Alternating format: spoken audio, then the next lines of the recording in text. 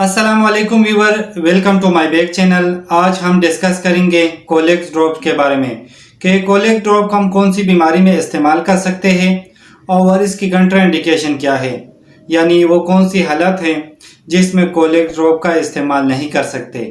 ये सारा कुछ जाने इसी वीडियो में। कोलेक्स ड्रॉप न्यू बॉर्न में बहुत ज़्यादा इस्तेमाल की जाती है। बेसिकली ये हर्बल प्रोडक्ट है।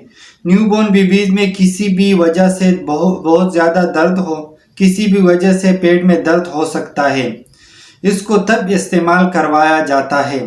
और इसके अलावा न्यू बॉर्न बेबी में कब्ज़ हो तो ऐसी कंडीशन में भी कोलेक्स ड्रॉप का इस्तेमाल करवाया जाता है।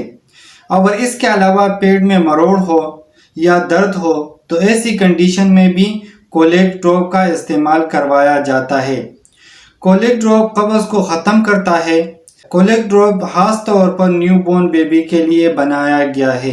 और कोलेक्स ड्रॉप एक हर्बल प्रोडक्ट है, इसका कोई साइड इफ़ेक्ट नहीं है। अगर इस प्रोडक्ट के प्राइस के बारे में बात करें तो 70 से 80 रुपये में मार्केट से बआसानी मिल सकती है।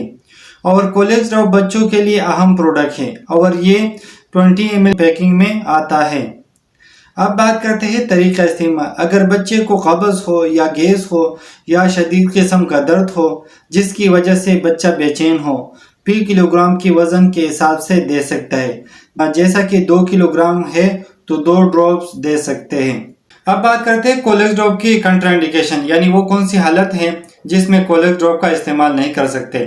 अगर बच्चे को डायरिया हो तो इसी कंडीशन में कोलेक्स ड्रॉप का इस्तेमाल ना करें।